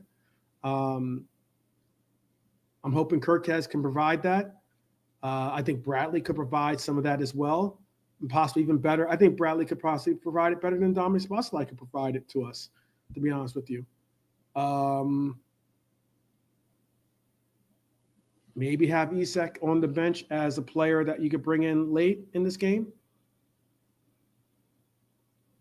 It's not going. I don't know if Burnley's going to be a fun one to watch in the sense of like it's going to be a case of a blowout, or something like that, where get 3, 4, 5 goals or something like that from the squad. But who do you think is the most essential player in our team to have a part of the 11? Who's the most undroppable name on our 11? This I'll say separate from obviously VVD and Ali and Salah. Who do you think, other than that, of the other 8 players, who's the most undroppable player? Kevin says Gravy. yeah, no, it's a good shout. Yeah.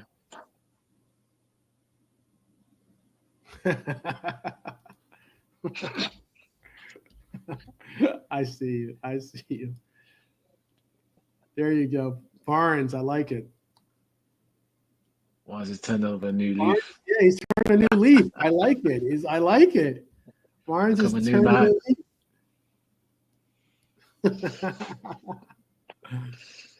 He's had his come to Jesus moment or something. I don't know. Like, yeah, I got you, brother. Come to Reds moment, I should say. Um, yeah, you don't want to depict anyone's. Everyone has different faces and such. Dom's getting But a lot of love now. yeah, right. Tom Defense League. Yeah, it certainly is. But what do you think? It's What do what you he's, think? What do you think? No, in the Burnley game, who's undroppable? I'll say Graf. I'll say Graf. I'll stick with Graf. I wouldn't drop him. you wouldn't drop him Yeah, Graf. Yeah, I wouldn't drop him.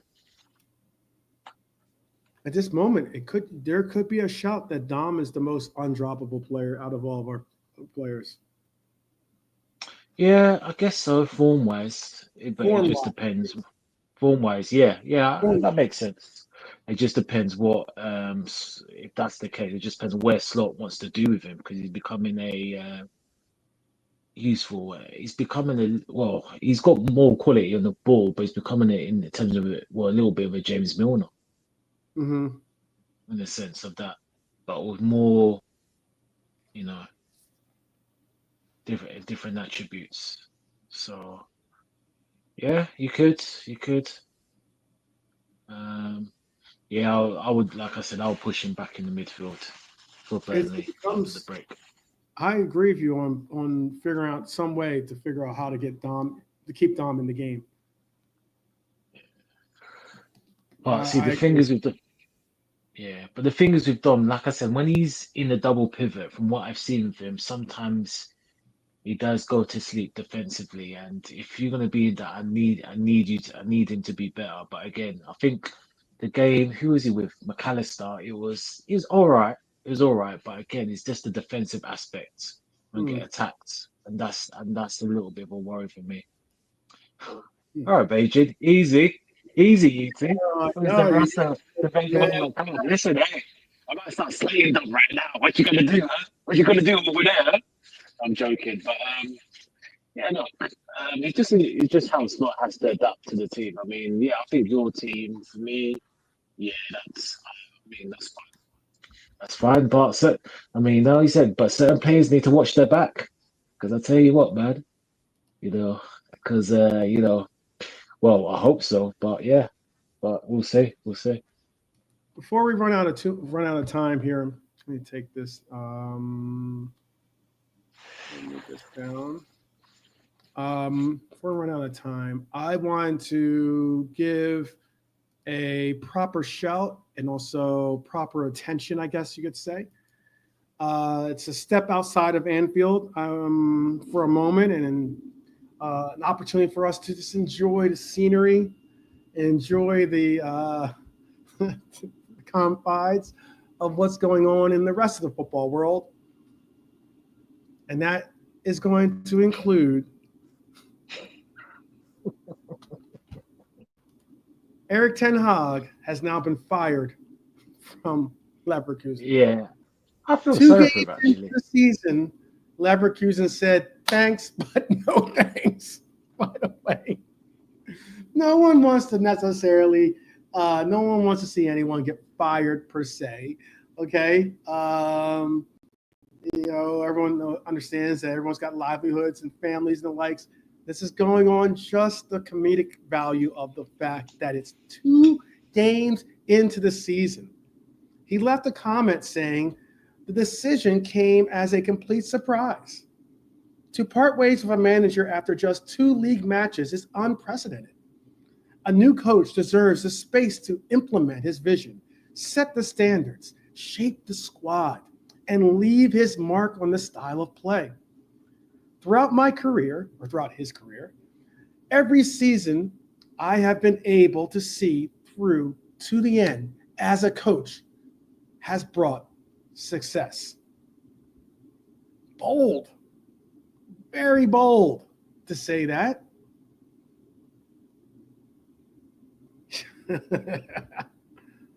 I know he did get bought out from his Manchester United contract, I would assume, because he had to sign an extension. And then now he's getting possibly bought out from this deal as well. Because I know that he was signed on it for at least 2, if not 3-year deal for Leverkusen. I thought this was funny primarily because I've got to say this, and this is in all due sincerity to the Kazes and the Rants and Bances out there, all right? The KGs. Whether as a player or as a manager, going to Manchester United these days is a career killer.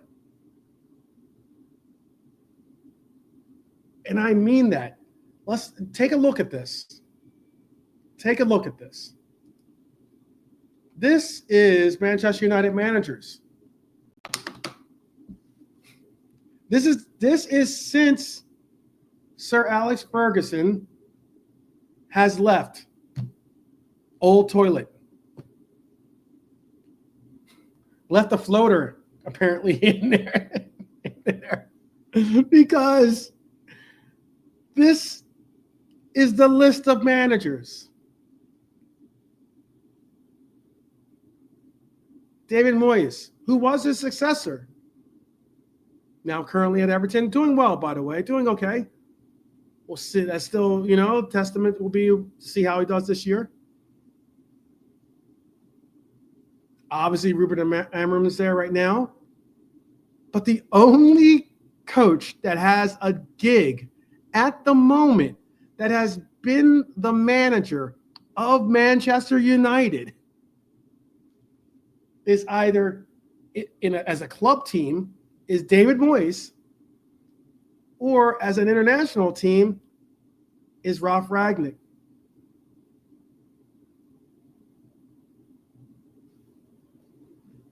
That is ugly if you look at the fact that we've been blessed.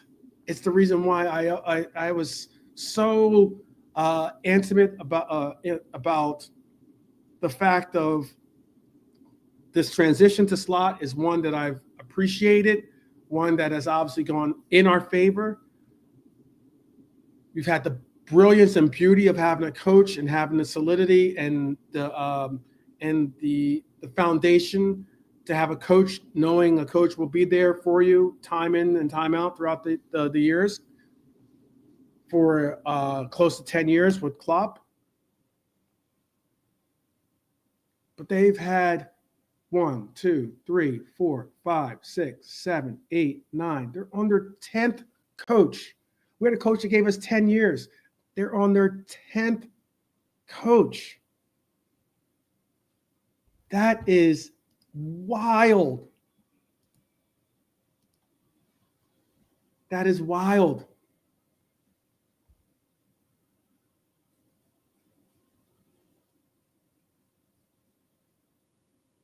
That is pretty wild. That's fantastic. Don't may it continue. Mm-hmm. Mm-hmm.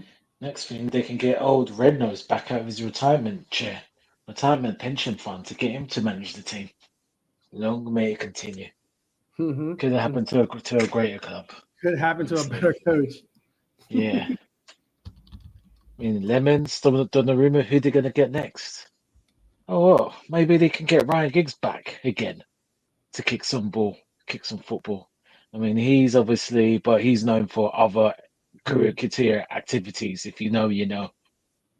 By the way, Barnes, Jose got sacked. At the end of August, he got sacked. Yes.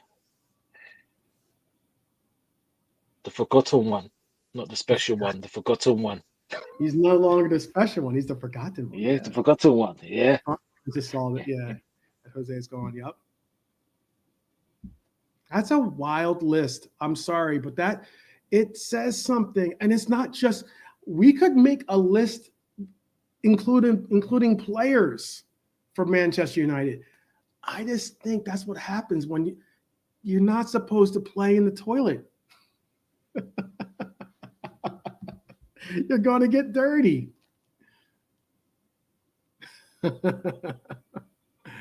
Oh man, it is so pathetic though. It's so pathetic. I mean, you think about it, Mourinho done, Ali done, Ralph done, but now albeit doing an Austrian coach, doing a gig at Austria, okay, and doing decent work in Austria, by the way. Yes, sir. He most likely should have been the coach that they gave an actual opportunity to coach. We told them. Would he have probably given them a decent approach towards trying to win? He would have maybe brought in some real talent. That they would have been better. Yeah, that would have been, that would have been subjective to what the vision or whatever the direction you want to take the team in. Yeah. He told them, I wanted to clear 7-8 players out, and they said no. Yeah. About having a facility structure, they said no. We said, okay, cool. And the players he offered up were good players that were available at the time and have gone on to do good things. You can say the same for players, like I said, though. Whether it's you say Angel Di Maria, Alexis Sanchez. You could say the same for Paul Pogba. Big reputations, crushed, and I mean crushed under the weight that is the circus of Manchester United. Because that's what they all are, a bunch of clowns. Yeah. Or History United FC, as we can call them now. Remember when they used to back in the day, if you guys know, when we were going through struggles, and I always had to have arguments with old toilet fans saying, "Oh, we're part of the History Channel." Oh, you live in the past. You're part of the History Channel. Well, yeah. It's History United FC now. What's with your history now, Manchester United? Exactly, I mean, the truth is the truth. Truth is what you see, and that is United is toxic. And hey, they're called the Red Devils, man. You can't be winning with a team called Devils. No, man. God-fearing team? No, man. We can't have a Devil team win it. No. There you go. Nah, sir, as you Jamaicans say. No. We ain't doing them things there. Yeah, I'm just trying to get across. It doesn't build you, no matter whether you're. Bonds. Yeah. What? No, about Ryan Giggs. Yeah. Yeah, it doesn't build you. It breaks you, man. Manchester United breaks you. It really does. And as Liverpool fans, let's be honest, we love to watch the chaos as it unfolds.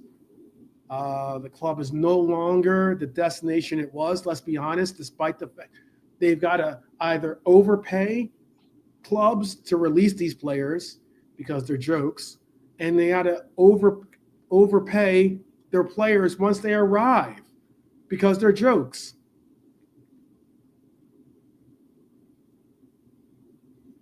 It's becoming the graveyard of football and football careers, and that's sad. But long may it continue.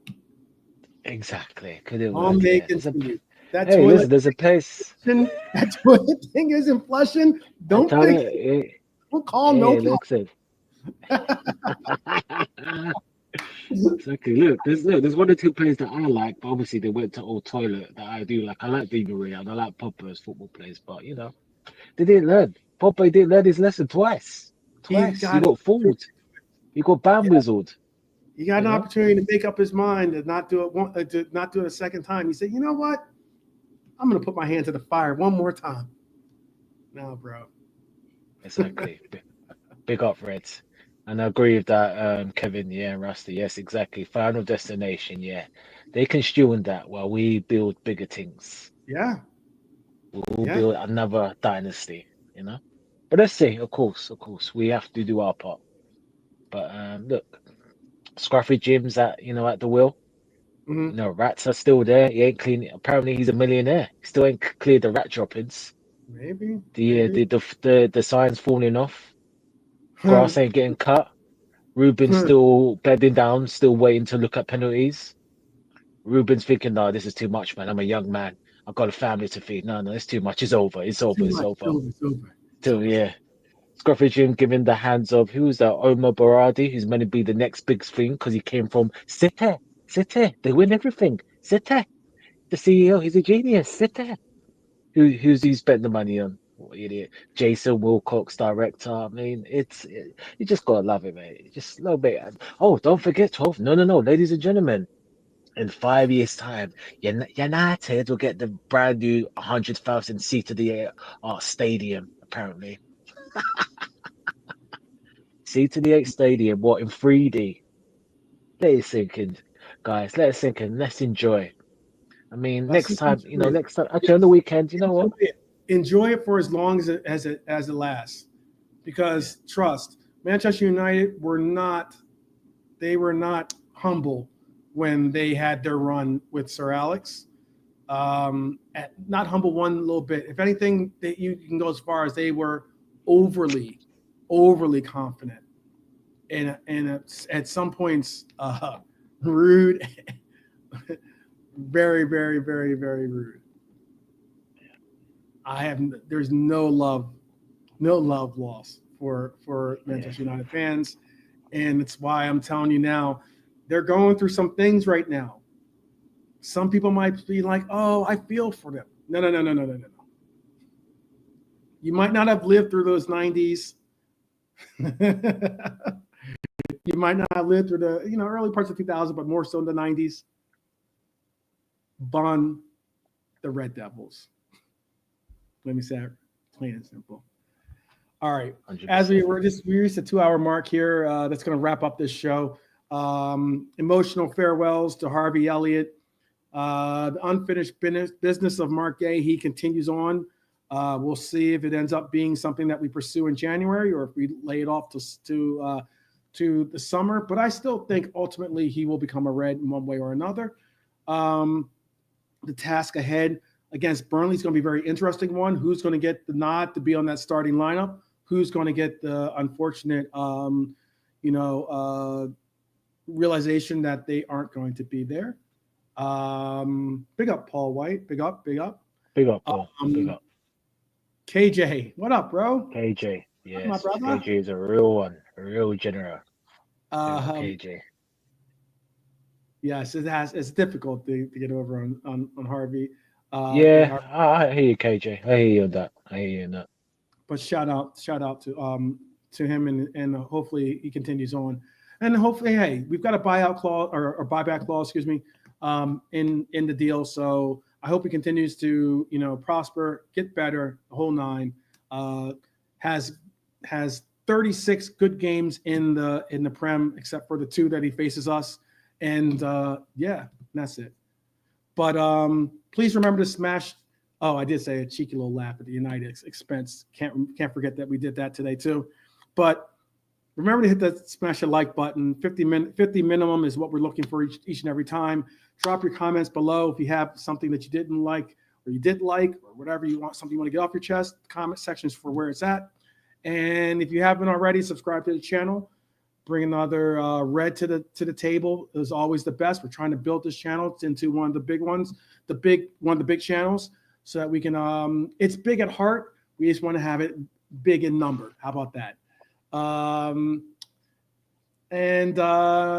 until next time, we'll always have you to say you'll never walk alone is got to be the manifest destiny in our hearts and minds and souls. So one last thing. I saw this. This is definitely super cool. I'm going to keep doctoring it up a little bit, but I'll leave you with this little bit of serenity. How about that? A little serenity now. I would love to go on Never a Foul because I probably would take some issue with Monts. I definitely go out. KJ, they're not ready. The black ballers. Trust I me. definitely They've bring up got the the Dukes. community. Yeah. I definitely bring The the black Dukes up ballers, against man. Kaz, but I would definitely drop a little bomb or two on Monts to keep it correct when he's representing us. But all the same, he's a Red, so all love. Anyhow, I wanted to give you guys this. Maybe you can even screenshot it if you want, or if you are connected to me on the socials, I can send you this. But this is dope. I'll show you the last version of it. I'm gonna try to make this into a t-shirt, and then we're gonna make it happen. All right, my people. Enjoy that little bit of serenity right there. Recognize. Oh, striker. Oh, striker. Number What's this? 9. Oh, There you go. striker. There you go. Swedish Scouts Mafia in the house. Love it. All right, my brothers and sisters. Until tomorrow, take care and definitely up the Reds each and every time. Up the Reds. Peace.